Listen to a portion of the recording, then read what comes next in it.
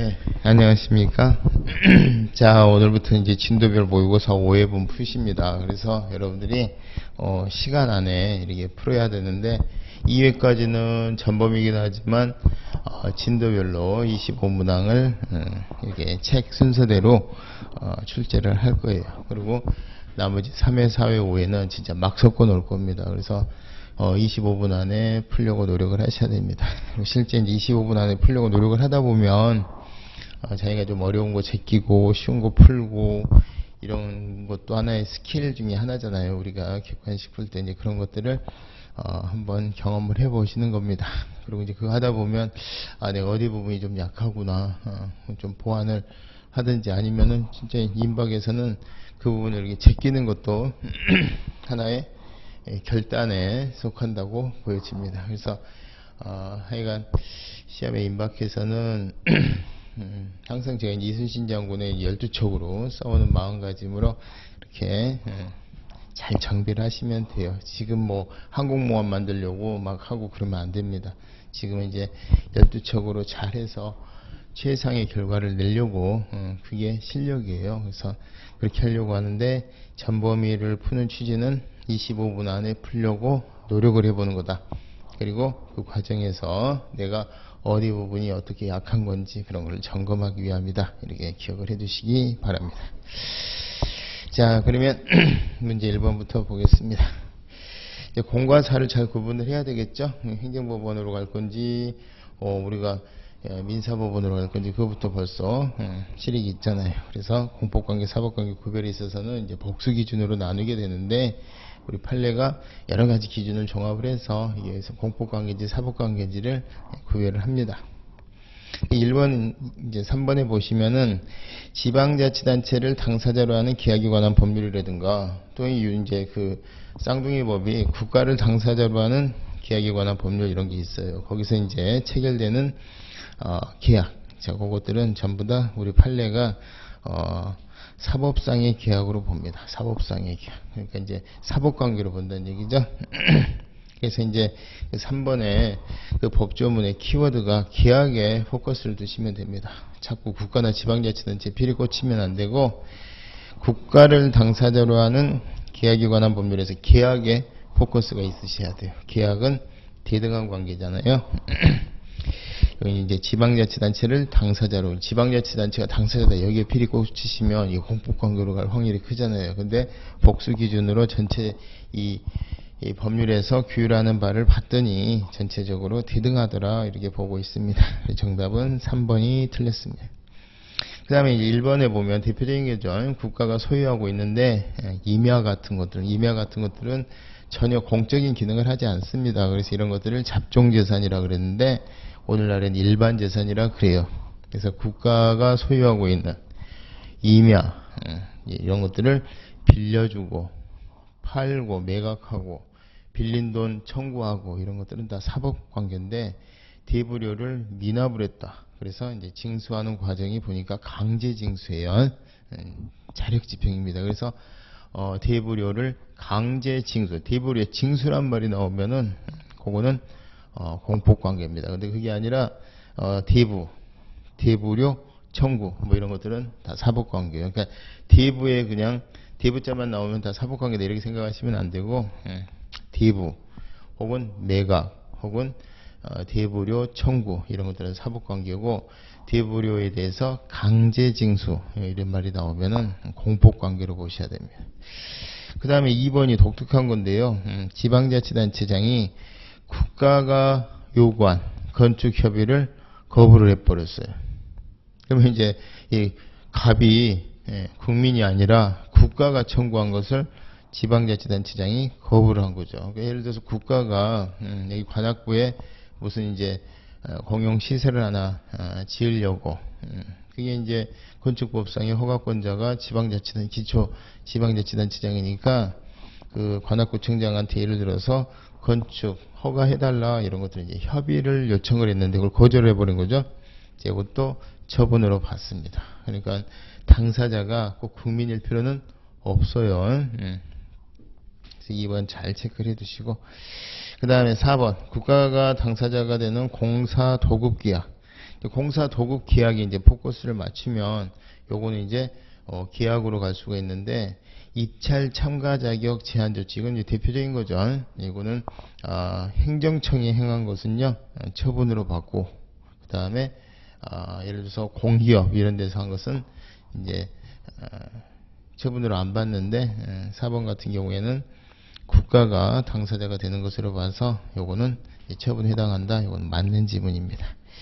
그 다음에 국립의료원, 이건 부설 주차장. 이제 우리가 이제 국립의료원은 아까 임야 이런 것과 다르게 공적인 시설이죠.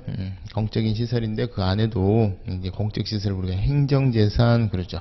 국유재산법은 행정재산인데 거기 안에 이제 공원 같은 것에도 매점이 필요하고, 정부종합청사에도 구내식당이 필요하듯이 여기에 주차장을 운영을 하는데 계약 형식으로 줬어요. 이것도 행정재산의 목적 외 사용 수익에 대한 허가라고 표현을 하고요. 성격은 특허로 봅니다. 그러니까 여기 계약이라고 돼 있어도 이것보다 특허예요. 특허. 그래서 1번의 임야는 일반재산, 5번의 국립의료원은 행정재산, 그 다음에 지방자치단체를 당사자로 하건 국가를 당사자로 하건 각각 계약에 관한 법률상에 그 통해서 매각하는 거, 그리고 이제 매각을 여러 이제 참여시켜 가지고서 입찰해서 하는 것도 있고, 금액 단위가 작은 것은요 그냥 경비가 많이 드는 입찰로 안 하고 이게 수의계약을 합니다. 그래서 이런 것들은 다 사법관계로 봤어요. 그래서 3번 잘 기억해 두시고, 1번하고 5번하고 묶으셔서 1번은 일반재산 매각 사법관계, 행정재산에 대해서 쓰게 해주는 거 특허 공법관계, 그 다음에 입찰 참가 자격 제한 조치는 최근 들어서는 전부 처분으로 출제가 되는 것 같아요. 엄밀하게 말하면 행정청이 한 것은 처분이고 공사공단이 한 것은 사법관계다 이랬는데, 최근 들어서는 전부 출제는 처분으로 나오는 거니까 우리 기억을 해두시고, 2번에 지금 지방자치단체장이 거부한 것에 포커스를 두고 있고 그 대상이 국가냐 아니냐가 중요한 게 아니란 얘기죠. 그래서 그 부분에 대해서 건축협의를 거부한 것은 처분으로 봤습니다.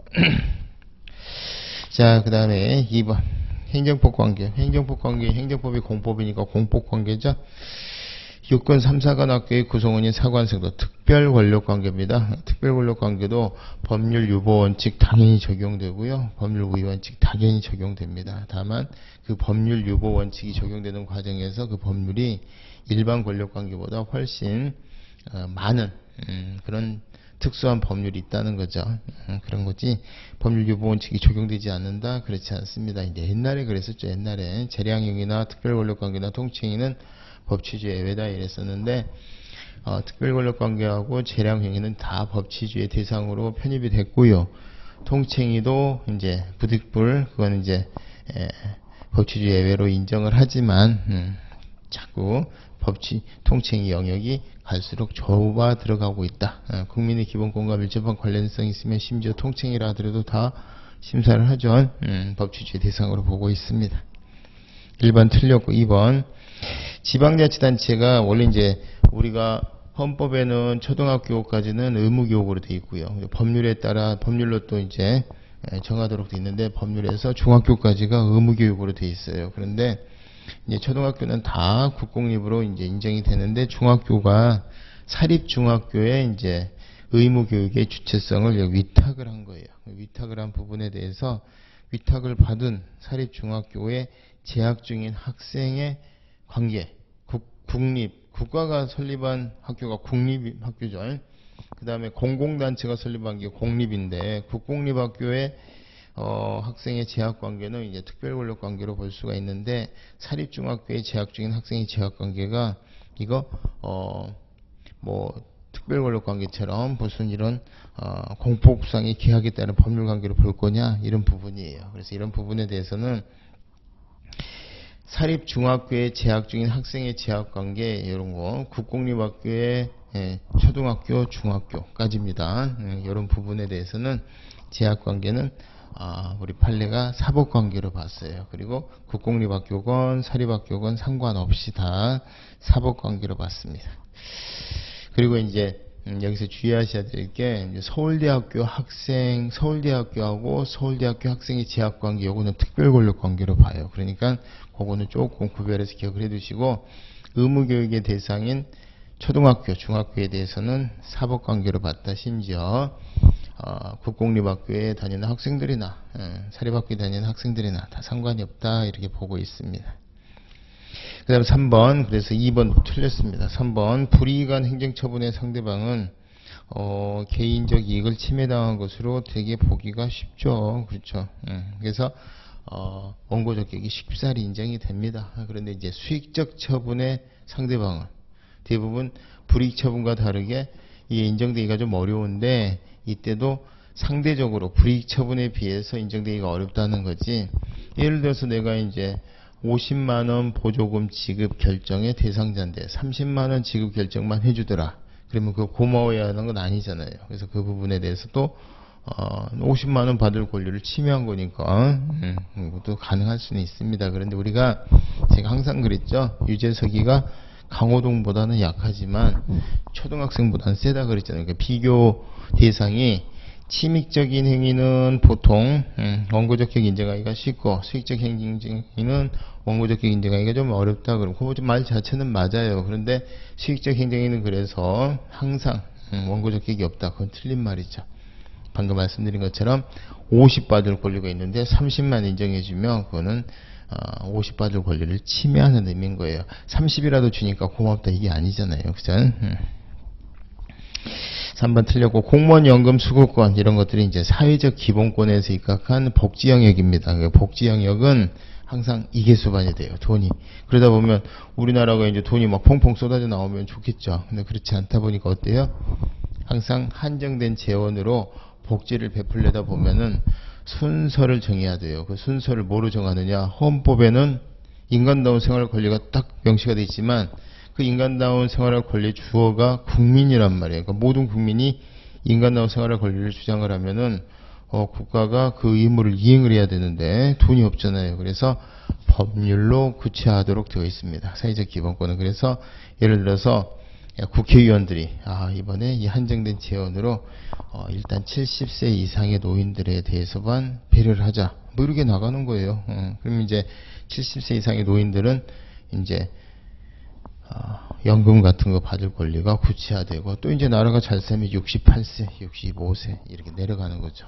근데 이제 그래서 아니 모든 국민은 다 인간다운 생활의 권리의 한 내용인 연금 줘, 이건 아니고 법률에 의해서 구체화되는 겁니다. 그래서 이런 것들은 이제 법률에 의해서 구체화된다 그래서 헌법상 기본권이긴 하지만 법률에 의해서 구체화된다 그래서 추상적 권리라 그래요. 헌법에서는 추상적 권리고 법률에 의해서 구체화되어야 비로소 돈 줘, 이게 되는 거예요. 대부분의 경우에는 법률에 의해서 바로 확정되는 것도 아니고요. 법률에 따라서 이제 신청을 해서 처분으로 당신에게 얼마 드리겠습니다. 그러면 확정되는 게 보통 일반적이에요. 좌우지간 법률에 의해서 확정된다, 이 말 자체는 맞습니다. 법률에 의해서 직접 인정되기도 하고, 법률에 의해서 어떤 처분, 법률에 근거한 처분에 의해서 인정되기도 하니까 4번은 맞습니다. 자, 청원경찰이 어디 우리은행 같은 데서 근무하는 청원경찰에 대해서는 조금 이론 여지가 있을 수 있는데, 국가나 지방자치단체에서 근무하는 청원경찰 이런 사람들에 대해서는 특별권력관계로 봤어요. 그래서 징계처분에 관한 소송은 민사소송의 대상이 아니라 행정소송의 대상으로 보고 있습니다. 자, 정답은 4번만 맞고 나머지 다 틀렸죠. 3번 행정기본법의 내용인데, 행정기본법은 법을 적용하면 장려가 있는데 소구표는 금지가 되는 게 원칙입니다. 그리고 이때 금지가 되는 소구표의 오리지널은 진정소급이죠. 진정소급을 특정짓는 표해지는 1번 지문에 완성되거나 종결된, 기성사실, 완성된 사실, 종결된 사실이죠. 그러니까 법령이 효력 발생 전에 이미 완성되거나 종결된 사실관계 또는 법률관계에 대해서는 진정소급은 인정되지 않는다. 진정소급은 금지된다. 이게 맞는 말이죠. 그래서 1번은 맞습니다. 2번, 당사자의 신청에 따른 처분은 신청시하고 처분시하고 시간적 간극이 있다고 그랬죠. 원칙은 뭐다? 특별한 규정이 없는 한 처분시를 기준으로 합니다.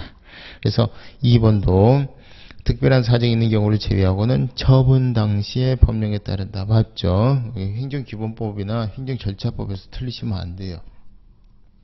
반드시 맞으려고 노력을 하셔야 됩니다. 그럼 그 노력을 어떻게 할 거냐? 시간 날 때마다 행정기본법 읽으세요. 행정절차법 읽고. 제가 읽으라고 그랬지 외우라고 하지 않았습니다.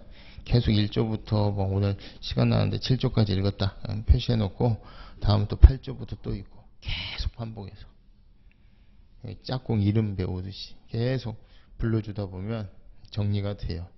근데 그거를 날 잡아서 외우려고 하면은요, 날 잡아서 외워야겠다라고 생각하는 순간부터 스트레스고 머릿속에서 튕겨내 버립니다. 그러니까 단순 암기사항은 가까이 두고 계속 보세요. 계속 읽으시면 됩니다. 자, 3번. 법령을 위반한 행위의 성립과 이에 대한 제재 처분은 법령에 특별한 규정이 있는 경우를 제외하고는 행위시법이에요. 행위시. 위반 행위시법. 그러니까 담배꽁초 버릴 당시의 법에 따라서 규제가 되는 겁니다.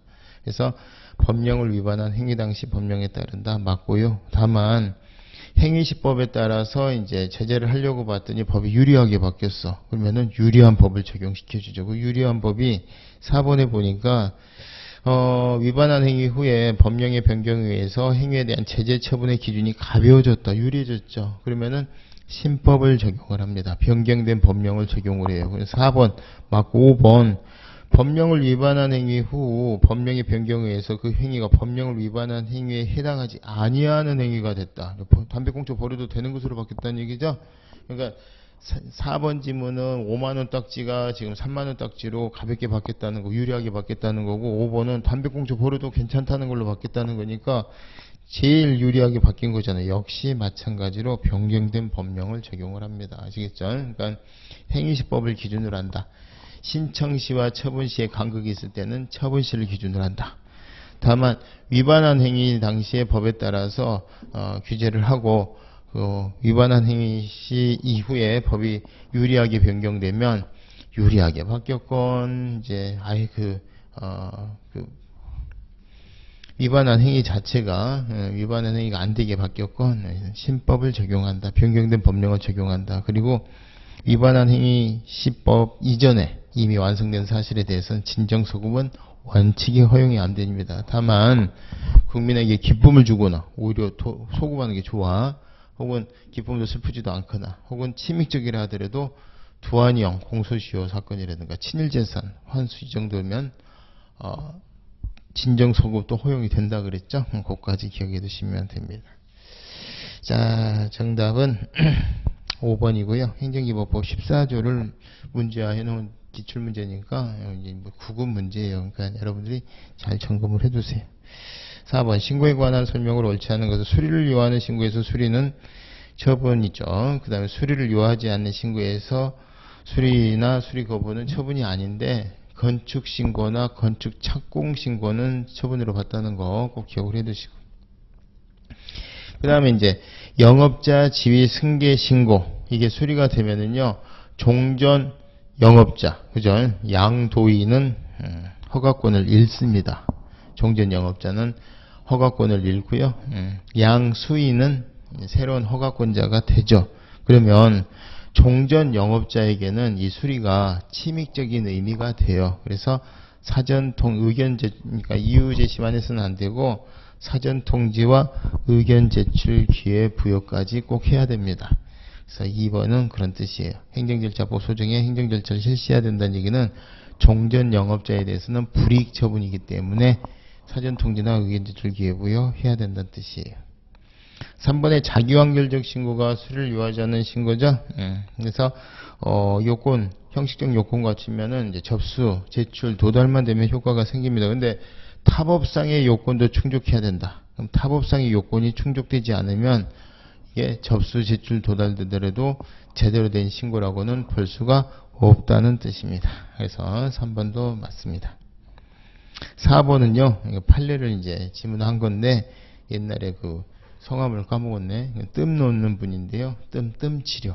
근데 뜸 치료 관련해서 판례가 두 가지로 봤습니다. 혹시 해설을 보시면은 좀 좋겠는데, 해설을 보시면은, 자, 뜸 치료를 이제, 정보통신 매체를 통해서 뭐 유튜브 같은 거가 되겠죠. 요즘 같으면. 자, 이런 걸 통해서 이제 가르쳐 주는데, 학습비를 받고 가르쳐 주는 게 있고, 학습비를 받지 않고 가르쳐 주는 게 있는데, 학습비를 받지 않고 가르치는 건요, 신고조차 필요 없다 그랬어요. 자유 영역이라고 그랬습니다.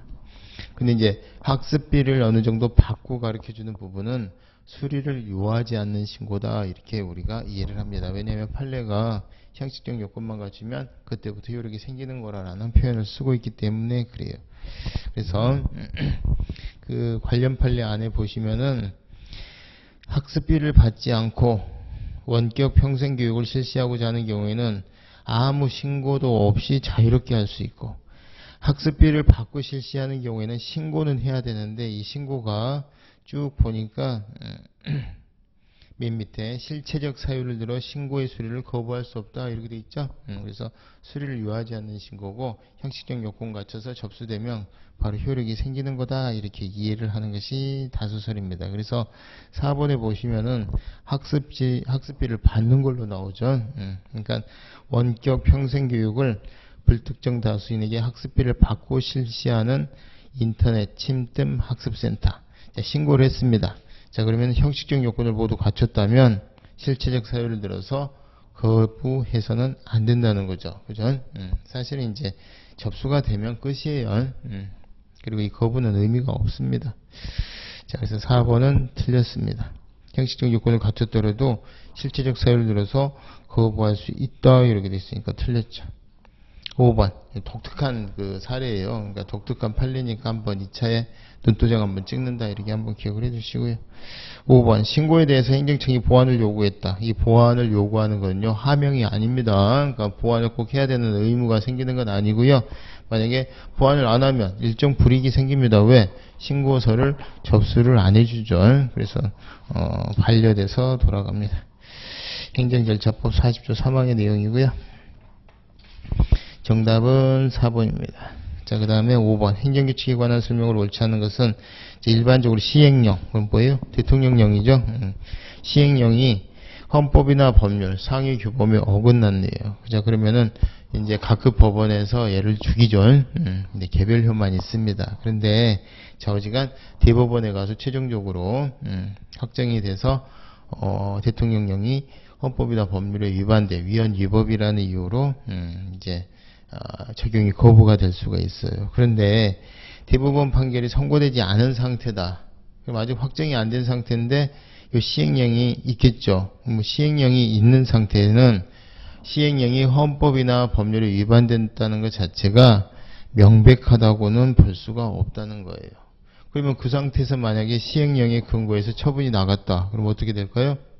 설사 그 하자가 중대하더라도 명백하다고 할 수가 없으니까 하나같이 다 취소 사유가 된다, 이 말이에요. 그러니까 시행령에 근거하건 법률에 근거하건 위헌 위법이 확정되기 전에 그 해당 시행령이나 해당 법률 조항이 위헌 위법 여부가 확정되기 전에 그 법률이나 시행령에 근거해서 나간 처분은 다 뭐다? 취소 사유입니다. 그리고 위헌 결정 이후에 나온 처분은 다 무효 사유이죠. 그럼 그 전에 그 처분의 근거에서 의무가 생길 수도 있고 의무를 불이행했다고 해서 계속 쳐들어갈 수가 있겠죠. 그 쳐들어가는 것도 위헌 결정이 있고 난 이후부터의 집행은 해서는 안 됩니다. 이걸 하면은 무효죠. 그래서 거기까지 기억을 해주시면 돼요. 자, 그리고 1번은 대법원 판결이 선고되지 않은 상태에서 위헌 위법 여부 객관적으로 명백하다고 할 수 없다. 따라서 시행령에 근거한 처분은 취소 사유에 불과하다. 설사 위법하더라도 위법 안 할 수도 있고요. 위법하더라도 취소 사유에 불과하다, 이런 뜻입니다. 1번이 틀렸고요. 정답입니다. 행정규칙은 적당한 방법으로 통보되고 도달하면 효력을 가지며 왜? 특별권력관계에 있는 애들에 대해서 알려주는 거니까 일반 국민에게 꼭 알려줄 필요가 없어요. 왜? 행정규칙은 일반 국민에게 효력이 있는 게 아니걸랑요. 혹시라도 일반 국민에게 알려주면 그건 서비스입니다. 서비스. 그래서 법규명령과 달리 공포가 필요가 없습니다. 행정규칙의 내용이 상위법령이나 법의 일반 원칙에 반하는 것이라면 행정규칙도요, 법률의 근거는 없어도 되지만 행정작용이니까 법률 우위 원칙은 준수해야 돼요. 근데 만약에 어겼다. 그러면 이건 이제 무효죠. 그리고 행정규칙은 규범이기 때문에 처분처럼 취소 사유가 없습니다. 경미한 하자만으로도 무효입니다. 어떤 처분의 근거나 법적 효과가 행정규칙에 규정되어 있다. 원래 이제 법률에 근거가 되어 있는 게 맞죠. 처분은. 근데 행정규칙에 규정이 되어 있다. 그 처분이 행정규칙의 내부적 구속력에 의해서 상대방에게 권리 설정 또는 의무 부담을 명하거나 기타 법적 효과를 발생케 하는 등으로 상대방의 권리 의무에 직접 영향을 미친 행위라면 이 경우는 항고소송의 대상이 되는 처분이 되는 거냐. 처분은 법률에 근거가 있는 게 원칙이에요. 처분이 되는 것은 항고소송의 대상이 되는 항고소송의 대상이 되는 처분이 되는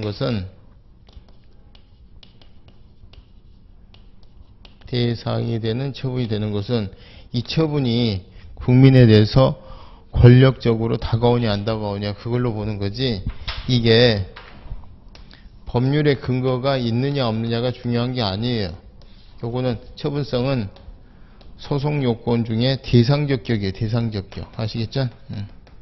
그 다음에 이게 법률에 적합한지 안 한 건지는 법률에 근거했는지, 법률의 한계를 근거한 건지, 법률의 한계를 준수했는지, 요거는 본안에서 판단되는 거예요. 그러니까 요거는 행정규칙에 근거했는지 안 했는지가 중요한 게 아니죠.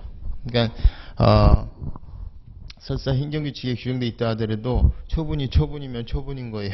그리고 그 처분이 만약에 법률에 근거해야 되는데 행정규칙에만 근거해 있더라. 그럼 위법한 처분이죠. 만약에 이제 별도의 근거가 없어도 되는 처분이 몇 개 있잖아요. 직권 취소, 철회, 그 다음에 다단계 행정결정에서 확약, 사정결정, 부분허가, 가행정의 이런 것들은 이거는 근거 없어도 되는 처분이니까 이거는 괜찮아 이렇게 될 수가 있는 거지. 그러니까 처분이 항고소송의 대상이 되는 처분이냐 아니냐, 그거는 처분이 무서운 거냐 안 무서운 거냐, 요즘 이게 포커스가 있는 거지. 행정규칙에 근거해 있으면 처분이 아니고 행정규칙에 근거가 법률에 근거해 있으면 처분이고, 이게 아니란 얘기예요. 그러니까 소송요건하고 본안을 잘 구분하시라 이런 뜻이. 4번 지문은 곧잘 잘 나오니까 잘 기억을 해두십니다. 그 다음에 규범인데 그 자체가 그냥 처분처럼 인정되는 게 몇 개 있다 그랬잖아요. 두밀분교 폐지에 관한 조례. 요거 들고 가면은, 두밀분교가 들고 가면은 경기도 조례에 두밀분교는 폐지한다 그 조항 들고 가면은 이거 처분이야, 껍데기만 조례지 이렇게 본단 말이에요. 그 다음에 5번 보건복지부가 고시를 했어요. 약제급여 비급여 목록 및 급여 상한 금액표 일반 처분으로 봤습니다. 일반 처분으로. 그래서 요 자체도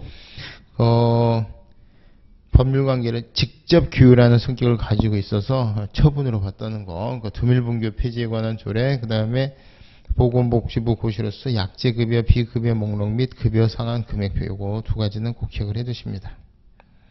정답은 1번이고요. 나머지 지문도 엄선한 거니까 여러분들이 잘 기억을 해두세요. 자, 6번. 갑은 청소년에게 주류를 제공했다는 이유로 A구청장으로부터 6개월 이내 영업정지 처분을 할 수 있다고 하는 식품위생법 75조. 자, 식품위생법으로 끝났으니까 법률이죠. 6개월 이내로 돼 있으니까 뭐예요? 그리고 할 수 있다라고 돼 있으니까 결정재량도 있고 안 할 수도 있고 하더라도 6개월 이내에 선택재량이 부여되어 있는 상태입니다. 자, 그런데 시행규칙에 보니까 총리령의 시행규칙에 보니까 별표에 딱딱딱딱 정해진 기준에 따라서 2개월 영업정지 2개월을 받았다. 자, 시행규칙은 잘 아시다시피 재량 준칙이죠. 시행규칙이니까 부령형식의 행정규칙, 총리령 형식 행정규칙, 대통령령이 아니니까 시행령이 아니니까 얘는 행정규칙이에요. 행정규칙. 그러니까 반드시 2개월을 할 필요는 없고 그냥 참고 사유인 겁니다. 자, 여기에 대해서 가장 옳은 것은, 자, 이 영업정지 처분은요, 시행규칙에 2개월 하라고 돼 있어도 그거는 참고자료일 뿐 여전히 기속형입니다. 별표는 시행규칙이니까 행정규칙의 성격이고요. A구청장은 2개월의 영업정지를 함에 있어서 얼마든지 6개월 이내 범주 내에서 하중 강경 가능합니다. 자, 그 다음에 4번 A구청장이 혹시라도 유사 사례에서 계속 2개월을 해왔었는데 3개월을 했다. 자, 그러면은 자기구속 위반에 따라서 위법이 될 수는 있어요. 그죠? 왜냐면 이제 공무원들은 재량이고 시행 규칙은 법규성은 없지만 내부적인 효력이 있으니까 징계한당하려고 계속 2개월을 그 기준에 따라 하다 보면 선례가 쌓일 거 아니에요. 그러니까 재량 영역에서 동일한 행정청이 유사 동종 사안에 대해서 선례가 있으면 거기에 그 선례 구속된다는 원칙이 자기구속의 범위니까 자기구속 법리 위반으로 접근할 수는 있지만 재량행위라는 걸 전제로 재량이 남용으로 접근할 수는 있지만 시행규칙에서 왜 2개월 하라 그랬는데 3개월 했어 이렇게 접근할 수는 없는 거예요. 그래서 5번도 시행규칙 기준에 위반됐다는 것만으로는 법규성이 없기 때문에 당연히 위법은 안 돼요. 그래서 4번만 맞고 나머지는 다 틀렸습니다. 7번 재량행위에 관한 설명으로 옳지 않은 것은 행정청이 제재 처분의 양을 정하면서 양정이죠. 공익과 사익의 형량을 전혀 하지 않았거나 이 경량의 고려 대상에 마땅히 포함되어야 할 사항을 빼먹었거나 이 경량을 했는데 A가 B보다 더 좋은데 B를 선택했구나. 정당성, 객관성이 결여된 경우에 제재 처분은 재량권을 일탈남용한 것으로 봐야 된다. 우리 판례가 이제 일탈남용을 같은 뜻으로 쓰고 있죠. 원래 남용의 개념인데 이런 것은. 맞고요. 2번. 처분이 재량권을 일탈남용했다는 사정은 요거는 처분의 효력을 다투는 갑이 주장합니다. 갑이 주장하고 증명해야 됩니다. 증명은 100% 판사를 확신시키는 거고 판사한테 조금 흔들어 놓는 정도를 소명이라고 그런다 그랬어요. 그게 집행정지 같은 가처분에서는 소명만 해도 된다 그랬어요. 2번. 다투는 자, 즉 갑이 증명합니다. 주장 증명. 행정청이 재량권을 일탈남용 안 했다고 주장 입증하는 게 아니라 갑이 행정청이 일탈남용 했다는 것을 주장 입증하는 거예요. 3번 공유수면 관리 및 매립에 관한 법률, 간척에 관한 법률이죠. 공유수면의 전용 사용 허가, 공유수면 행정재산이죠. 전용 허가 이런 말 나오면 다 뭐예요? 특허라고 그랬죠. 행정재산의 목적의 사용 수익에 대한 허가.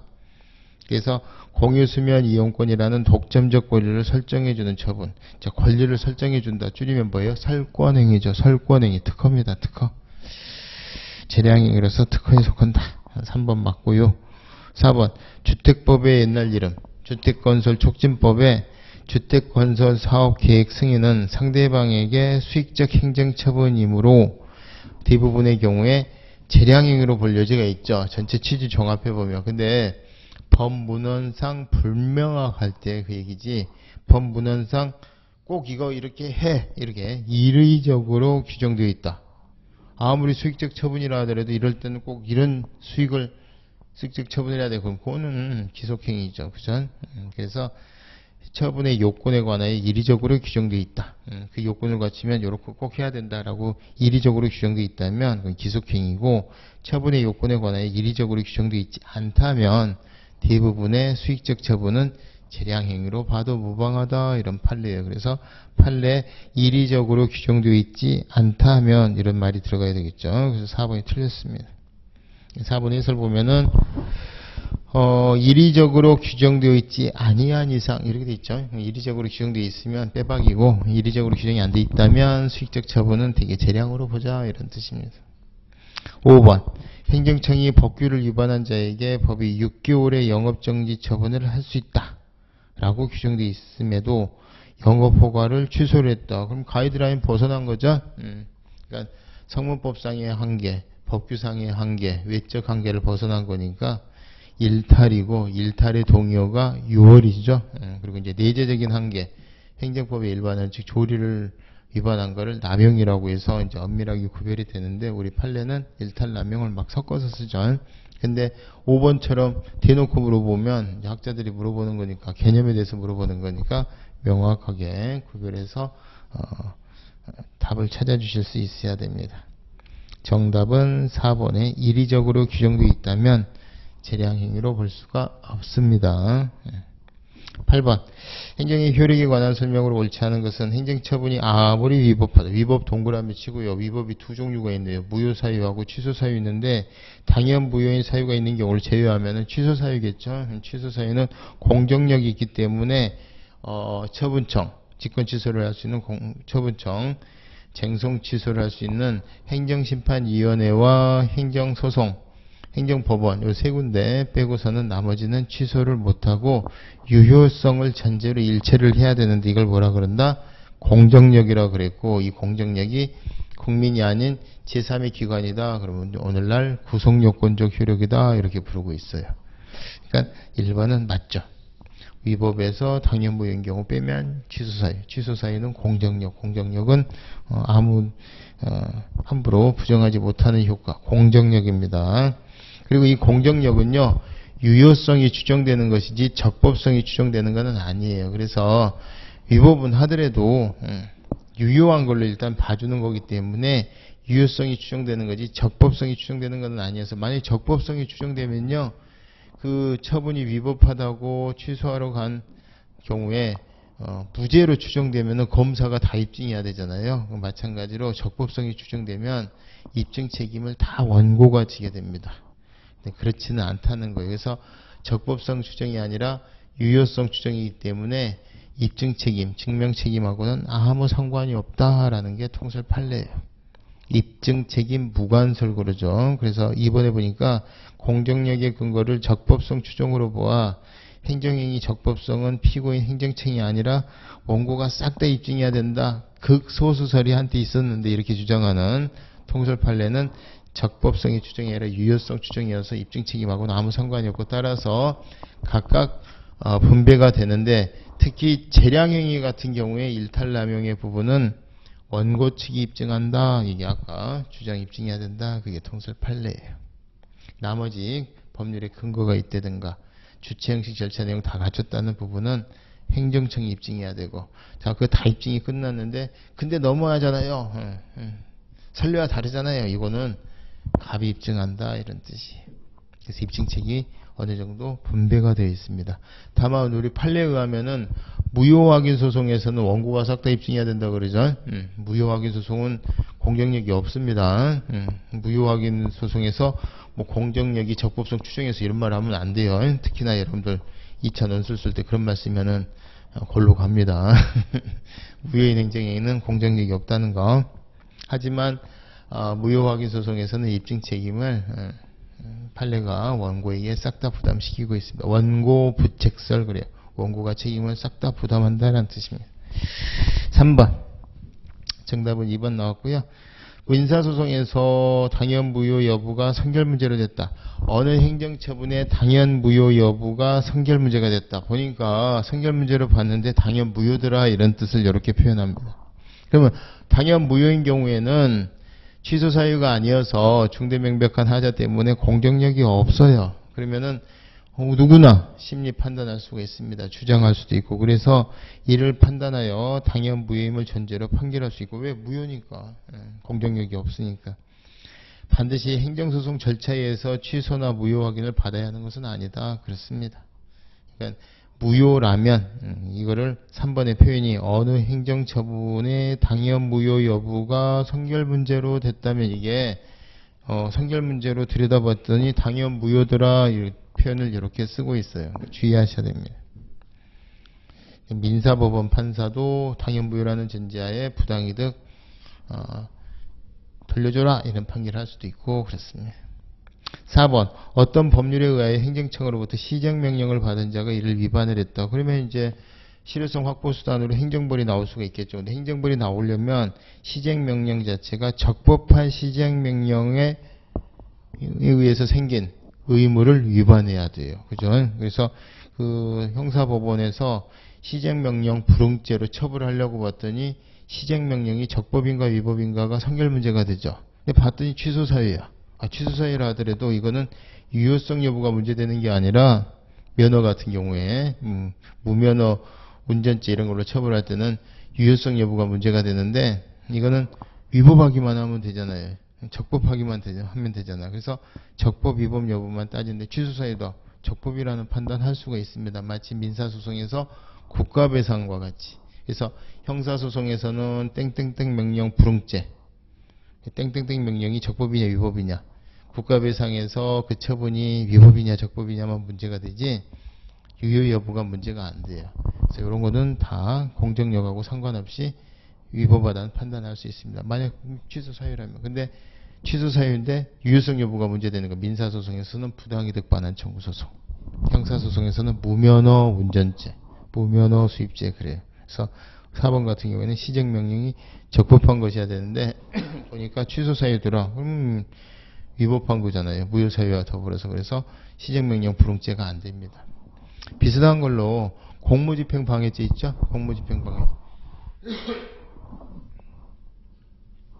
공무집행 방해죄로 처벌하려면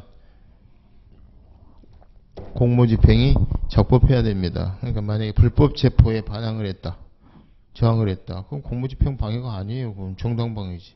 아시겠죠?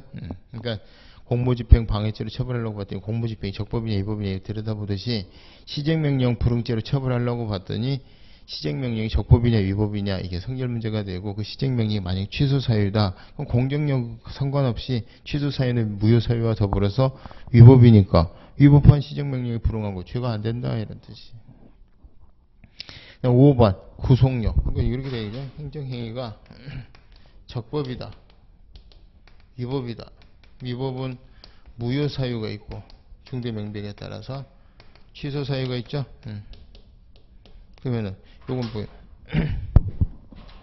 여기서는 적법한 행정위가 땅 떨어졌다. 그러면 여기서는 바로 효과가 이렇게 나가죠. 이걸 구속력이라 그래요. 그러니까 무효 사유다. 요거는 효과가 안 나가지. 전혀 안 나가지. 요거는 나가죠. 나가는데 어떻게 나간다? 요거는 파란색으로 나가요. 적법이니까. 근데 요거는 빨간색으로 나가. 위법인데 일단 효력이 인정되는 요건 이제 공정력이라고 그래요. 이 공정력은 뭐에 의해서 취소 사유인데 취소가 되면 소급해서 무효가 돼요. 그런데 이 취소를 세 군데밖에 못해. 처분청이 직권 취소할 수 있고, 행심위가 행정심판위원회가 취소 재결할 수 있고, 행정법원이 취소 판결할 수 있고, 나머지 민사법원이나 민사법원이나 형사법원에서 문제가 됐다. 그러면은 요게 일단 취소사유면 유효라는 걸 전제로 재판을 해야 돼요. 그래서 부당이득 반환 청구 소송, 부당이득이 안 돼요. 무면허 운전죄, 무면허가 안 돼요. 위법하더라도 면허가 있으면. 그러니까 대신에 요거랑 이제 구별되는 게, 혹시라도 민사법원이나 형사법원에서 유효성이 전제가 되는 게 아니라 요거랑 비교되는 게 적법성이 전제가 되는 게 있대, 성결 문제가 되는 게 있던데, 거기에 민사법원에 해당되는 게 국가배상, 그 다음에 땡땡땡 명령, 시정명령이 됐건 뭐가 땡땡땡 명령, 행정행위에 대해서 불응한 죄, 따르지 아니한 죄, 이 행정행위가 적법이냐 위법이냐, 국가배상에서 처분이 적법이냐 위법이냐 요거고, 여기서 유효성 여부가 문제되는 게 뭐냐, 민사법원에서 부당이득 반환 청구 소송. 여기는 무면허 운전죄, 무면허 수입죄, 무면허 운전죄, 무면허 수입죄. 요거는 비교 개념. 그리고 여기는 성질 문제가 되더라도 누구나 주장 입증 가능해요. 있어서 이런 거 되더라도 할 수 있죠.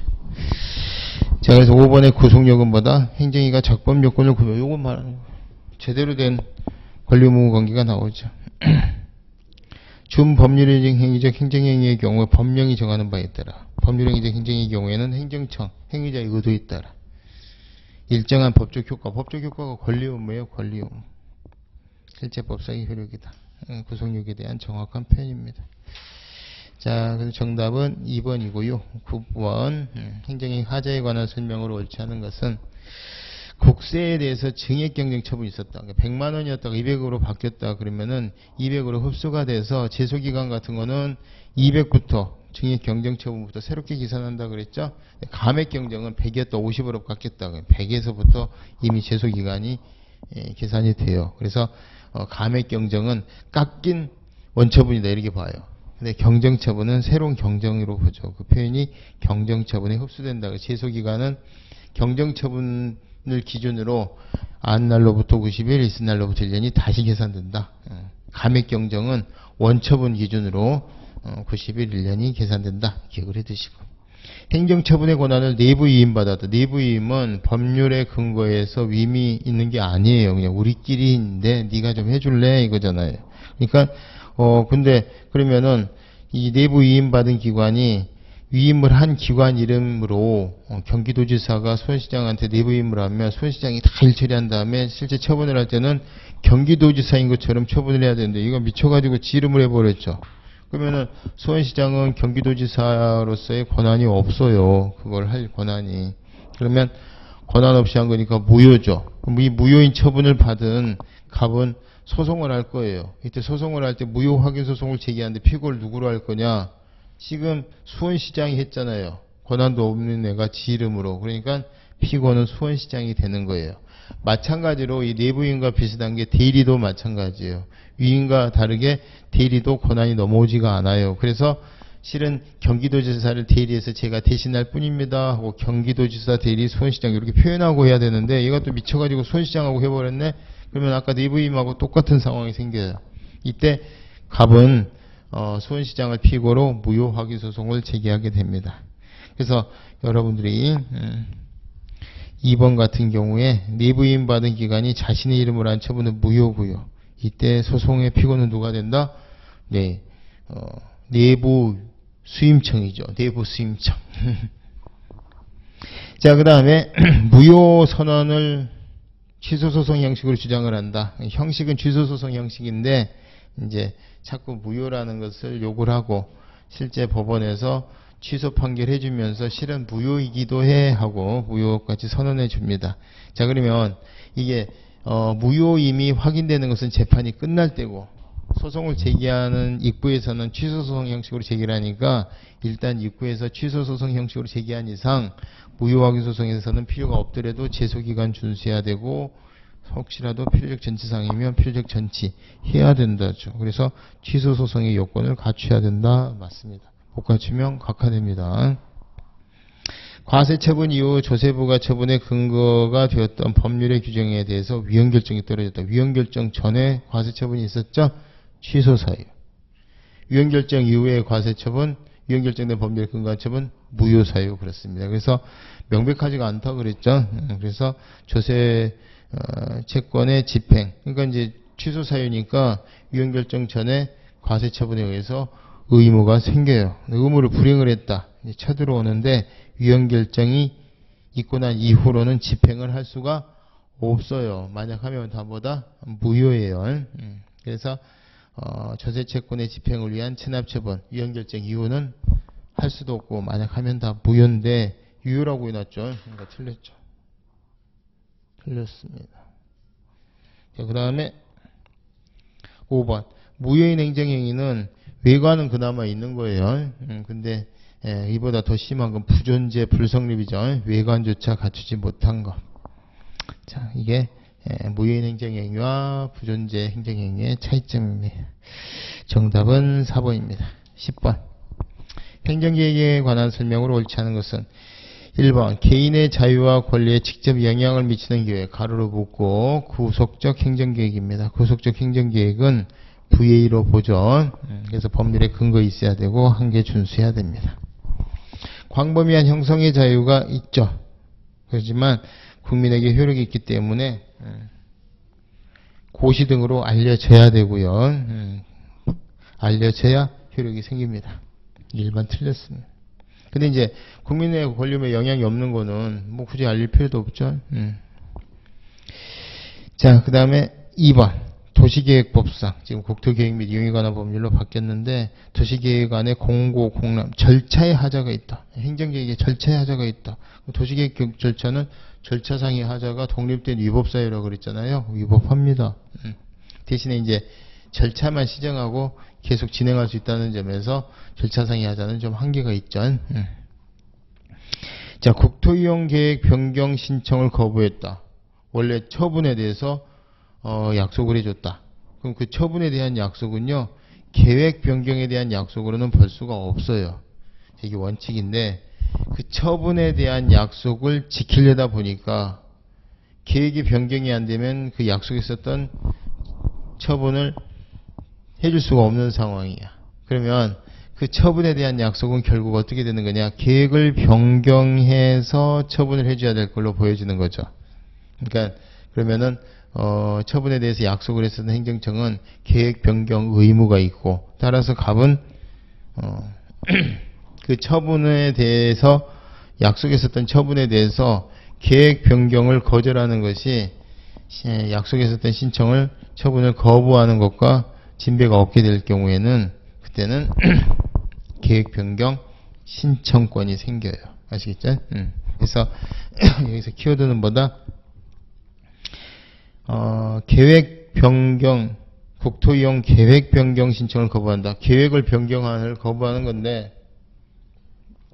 원래 처분에 대한 약속은 계획에 대한 약속은 아닌데 공적견해 표명은 아닌데, 계획 변경 신청을 거부를 할 경우 실질적으로 약속했었던 폐기물 처리업 허가 신청과 같은 처분을 불허하는 결과가 된다. 그러면 걔는 국토이용 계획 변경의 위반 결정권인 행정청은 사실은 계획을 변경해서 폐기물 처리업 허가를 해줘야 될 의무가 있는 것으로 보여지니까 행정청에게 계획 변경을 신청할 법규상 조례상의 신청권이 있다, 이런 뜻이에요. 두 단계열. 하나는 뭐예요?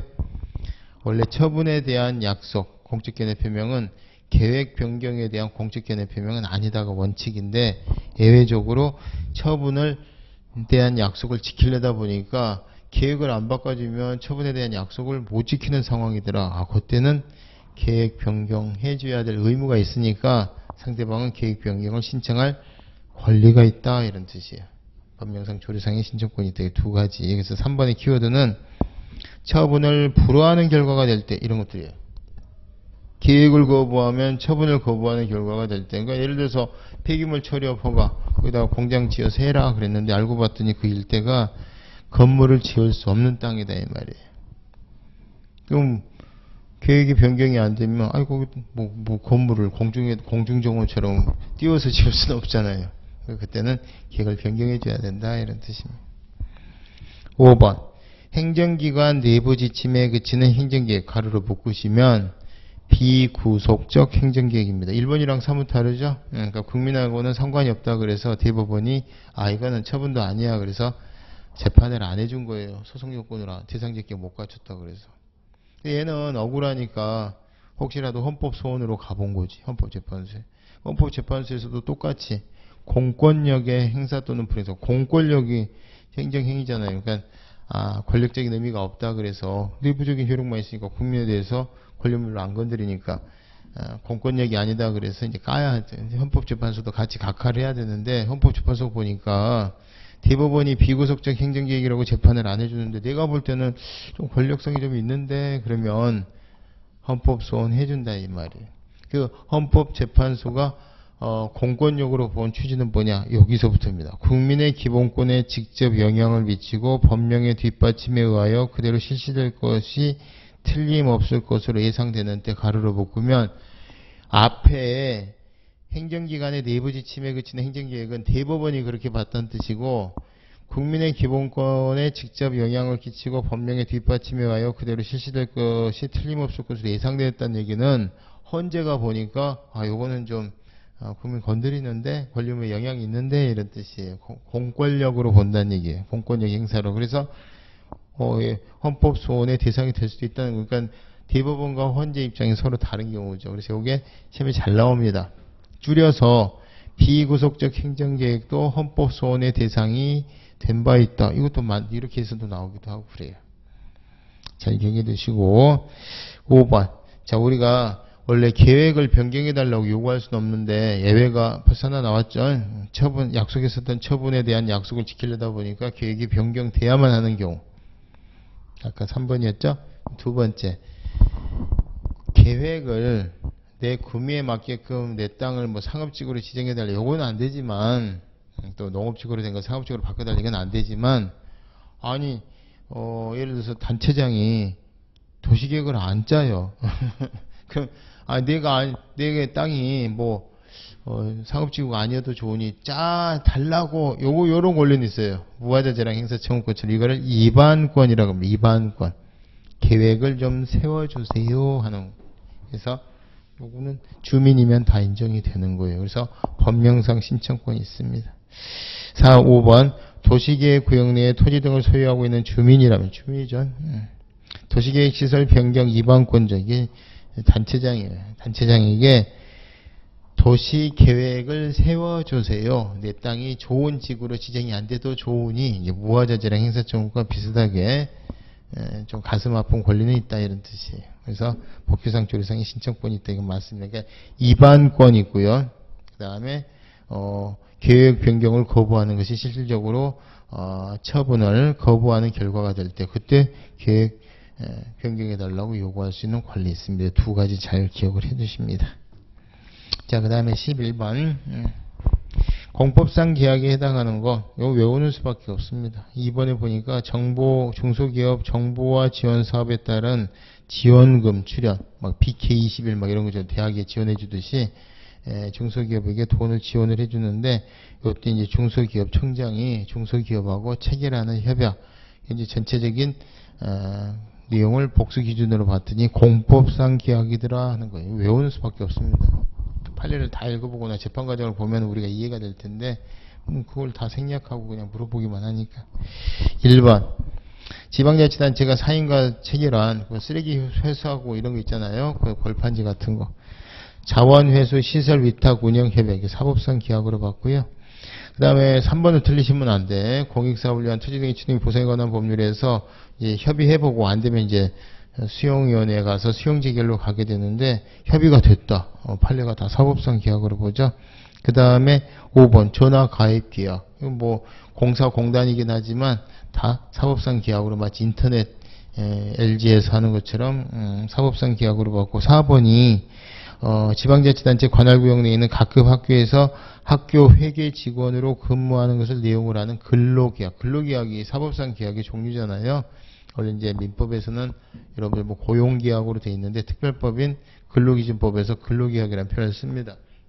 그리고 이게 이제 원래 사법상의 계약이니까 대등해야 되는데 실제 사장님하고 근로자하고 대등하지가 않잖아요. 그래서 이제 많은 배려를 하죠. 그래서 여기는 조합을 만들도록 단결권을 보장을 하고 그 조합을 만들어서 조합을 통해서 교섭하는 단체 교섭권 그리고 그 과정에서 파업이나 태업을 할 수 있는 단체 행동권 이런 거를 헌법상 기본권으로 보장을 해주는 거예요. 그래서 원래 출발점은 근로계약이라는 사법상 계약인데 이렇게 이제 공적으로 보호를 해주는 거 이런 걸 이제 경제법이다, 뭐 사회법이다 이렇게 보고 있습니다. 자, 어쨌든 뿌리가 뭐다? 근로계약은 사법상 계약, 사법상 계약이 실질적으로 불평등이 기울어진 운동장이 될 수가 있으니까 국가가 이렇게 들여다본다는 거니까 4번도 사법상 계약 같이 연계해서 기억해 두시면 되겠죠. 사립중학교 재학생들도 사법상 계약, 거기에 교직원들도 회계직원도 사법상 계약. 그 다음에 이제 2번 중소기업 정보화 지원 사업에 따른 지원금 출연 이거는 이제 순수하게 어떻게 해서든지 막 딜을 하려고 하는 게 아니라 지원이라고 하는 측면이 좀 강하잖아요. 이거는 공법상 계약. 자, 1번 같은 경우도 좀 지원을 해줬으면 좋겠죠. 박근혜 정부 때 많이 대폭 깎였어요. 폐지가. 지금 폐지 옛날에 많이 죽으셨던 분들은 그래도 기본 생활을 한다 그랬었는데 지금 좀 힘들다고 그래요. 폐지 줍는 분들이 길 가다가 보면은 좀 진짜 사회에서 그분들이 이렇게 정리하고 깨끗하게 하는 장점이 굉장히 많단 말이에요. 그리고 그분들이 얼마 안 되는 거지만 열심히 일하고 연세 많으신 분들이 그래서 오히려 또 건강도 하단 말이에요. 그분들이 다 병원에 가서 누워 있으면 그게 다 국가 부담입니다. 그래서 개인적인 생각은 폐지를 뭐 나중에 이제 많이 주면 또 어떻게 또 부작용이 있을지 모르겠지만 마음 같아서는 그러고 싶지만 어느 정도 폐지를 주어다가 이렇게 쓰레기 수거장에 하면 뭔가 좀 신명나게끔 그 정도는 좀 해주면 좋지 않겠냐 하는 게 개인적인 생각입니다. 중소기업 지원도 좋지만요. 일단은 1번은 사기업이고 사법상계약, 2번은 공법상계약입니다. 그 다음 12번 개인정보보호법 잘 안 나오는데요. 이때까지 두 문제가 나오고 그랬죠. 한번 점검해보는 의미에서 좀 신경 쓰이시면 제끼셔도 돼. 틀리셨다 하더라도 스트레스 받지 마시고. 많은 양의 트위터 정보처럼 개인정보와 이에 해당하지 않은 정보가 혼재가 돼 있다. 그렇죠? 뭐 카카오톡 이런 거. 전체적으로 개인정보 보호에 관한 개인정보보호법에 개인정보에 관한 규정이 적용될 수 있는 거냐. 개인정보도 있고 아닌 것도 있는데 적용된다 이 말이. 가급적이면 적용되는 게 좋겠죠. 보호에 관한 거니까. 정답이고요. 2번 개인정보 처리자. 뭐 홈쇼핑 이런 데잖아요. 개인정보가 유출됐으면 알게 되었을 땐 지체 없이 방송통신위원회 위원장이 아니라 개인정보보호위원회에 보고하도록 되어 있어요. 위원장도 아니고 개인정보보호위원회. 그리고 이제 하나 더 든다면 대통령령으로 정하는 전문기관입니다. 그래서 2번 방통위원장이 아니라는 거. 3번 개인정보보호법상 개인정보 살아있는 개인에 관한 정보죠. 살아있는 개인 딱 묶으시고 그래서 법인도 안 되고요. 법인이 뭐 살아있는 거 아니잖아요. 그 다음에 돌아가신 분은 안 됩니다. 아시겠죠? 사자 안 됩니다. 근데 여기 이제 사자에 관한 정보 이렇게 돼 있으니까 틀렸죠. 개인정보보호법이 과거에 공공기관의 개인정보 보호에 관한 법률, 공공부분에 있었던 법을 민간기관까지 확장시켜서 이제 확대 개편한 법이 개인정보보호법이에요. 그래서 민간 부분은 개인정보보호법이, 공공부문은 공공기관의 개인정보에 관한 법률이 이렇게 따로 규율되는 게 아니고 공공기관의 개인정보에 관한 법률이 없어지고 개인정보보호법으로 다 통폐합된 거예요. 4번도 틀렸고. 행정절차법에 개인정보에 관한 규정이 있습니다. 그래서 여기에 보면은 5번의 해설 보시면 옛날에는 이제 그 문서 열람 이런 것들이 문서도 열람하고 복사하는 게 청문회에서만 인정됐었거든요. 근데 학자들이 이제 공청회가 더 필요해요. 전문가들이 참여하니까 공청회 꼭 있어야 되겠다. 근데 공청회가 들어간 게 아니라 의견 제출, 그렇죠? 청문이나 공청회가 없을 때 불이익 처분할 때 한번 들어주는 의견 제출이 들어갔습니다. 그래서 지금은 여전히 공청회는 없죠. 그래서 그 37조 보면은 옛날에 누구든지 청문을 통하여 알게 된 사생활이나 경영상, 거래상의 비밀을 정당한 이유 없이 누설하거나 다른 목적으로 사용해서는 안 됐는데 여기 이제 의견 제출이 하나 또 들어간 거죠. 의견 제출 또는 청문 이렇게 되어 있습니다. 공청 들어가면 틀려요. 그리고 이게 이제 개인정보 보호에 관한 규정 맞죠. 자, 13번까지 하고 좀 쉬겠습니다. 실효성 확보에 관한 건데 옳은 것입니다. 여러분들 지금 이게 되게 예전에 제가 이거 엄선한 문제인데 다들 시험에 많이 적중이 되는 거니까 꼭 나머지 지문도 꼭 한번 보세요. 그리고 제가 안 봐도 되는 것들은 수업 시간에 말씀드리잖아요. 그죠? 그리고 이거 되게 어려워요. 옳은 것이니까 점수 안 나옵니다. 점수 안 나오고 스트레스 받지 마시고. 옳은 것은 시간도 많이 걸리고 틀린 것하고 다르게 시간도 많이 걸리고 틀릴 확률이 굉장히 높습니다. 자, 1번에 보면은 학원의 설립 운영, 과외 교습에 관한 법령상의 등록을 요하는 학원은 설립 운영하고자 하는 자. 이게 뭐냐면요. 우리가 이런 거죠, 이런 거.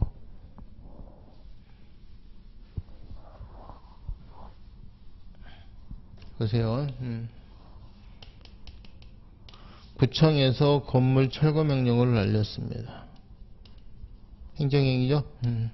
그러면은 갑은 철거 의무가 생기죠. 근데 얘가 철거 의무를 불이행을 했습니다. 그랬더니 철거 의무 불이행에 대해서 장례항에서 대집행이 나오고 그 다음에 철거 의무 불이행한 행위에 대해서 행정벌이 나오죠. 자, 그러면 요거하고 비교를 해볼 때 요건 철거잖아요. 결국 앞에 뭐 계고하고 통지하고 다 실행을 위한 하나의 절차가 지금 행정위가 된 건데 이거는 뭐예요? 자, 그럼 여러분 보세요. 철거 명령의 근거가 A 조항이 있다. 법률에. 자, 그러면 철거를 하는데 철거 의무 불이행에 대해서 아니 이거 안 하면 이게 당연히 A 조항이 철거음 불행일 때 직권 취소나 철회처럼 당연히 근거가 되니까 별도의 근거 없어도 되는 거 아니냐 이 얘기죠. 옛날에 그랬는데 지금은 다 이게 무서워요, 이게 무서워요. 철거 명령이 무서워요, 철거가 무서워. 다 별도의 근거가 있어야 된다. 비조항. 그래서 따로따로 있어야 돼. 자, 대집행하려면은 근거 따로 있어야 되고요. 철거 명령의 근거하고 따로 있어야 돼. 자, 그럼 여기에 만약에 대집행이 아니라 직접 강제나 직접 강제죠. 폐쇄 명령. 자, 폐쇄 명령의 근거가 있다. 폐쇄 명령의 근거가 A 다시 조항이다. 그러면 폐쇄 조치 이거 뭐예요? 이거요, 이거. 이런 거잖아요. 철거와 같은. 자, 여기도 근거가 B 다시 조항 이런 것으로 따로 있어야 된다는 거예요. 그러면 요거 폐쇄 명령의 근거가 폐쇄 조치의 근거가 될 수가 없고, 역으로 폐쇄 조치의 근거가 폐쇄 명령의 근거가 될 수 있어요. 그것도 안 돼요. 그러니까 각각 따로 있어야 된다는 거예요. 자, 그러면 1번에 보면은 한번 가로로 한번 묶어 보시면요. 둘째 줄에 직접 그 무등록 학원의 폐쇄를 위하여 출입 제한 시설물의 설치와 같은 조치, 이게 폐쇄 조치입니다. 폐쇄 조치. 자, 이러한 규정은 그 폐쇄 조치, 요 규정이 있어. 요 규정이 있네요. 폐쇄 조치에 관한 규정이 있어. 요거에 폐쇄 명령의 근거가 없는데 요 근거로 폐쇄 명령 할 수 있느냐? 안 된다예요. 이 규정은 동시에 그와 같은 폐쇄 명령이 근거 규정이 되는 거냐? 안 돼요. 폐쇄 명령 따로, 폐쇄 조치 따로, 근거 각각 따로 있어야 됩니다. 그래서 2번. 대집행은 대체적 자기 의무에 대한 대집행 수단으로. 그죠? 대체적 자기. 대집행.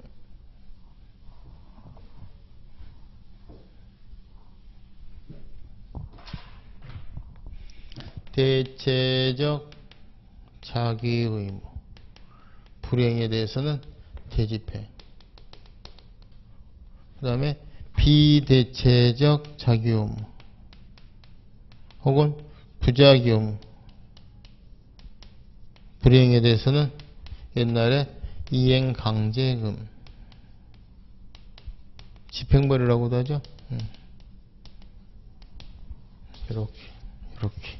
이렇게. 그런데 각각 법률에 근거 있어야 되는데 건축법에 보니까 여기 이렇게 돼 있어. 이거 잘못된 거 아니냐? 헌재가 괜찮대요. 뭐에? 입법 재량이래. 그러니까 뭐 건축물 잘못 지었다고 부시는 게 능사가 아니지. 이걸로 시정할 수도 있다는 얘기지. 그래서 이게 가능합니다. 원래는 이렇게 가고 원래는 이렇게 가는 건데 이렇게도 가능. 이렇게는 이건 안 돼요. 이건 할래 할 수가 없어요. 대신해서 할 수가 없어. 누가 나 대신 진료를 한다거나 누가 나 대신 조용히 해주거나 그게 안 돼요. 요건 안 됩니다. 요게 되는 거예요. 요게 된다고 한 거예요.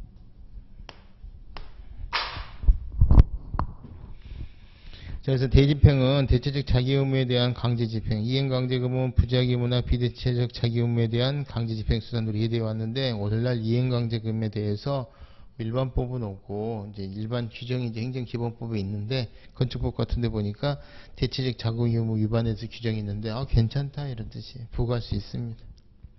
틀렸고 3번.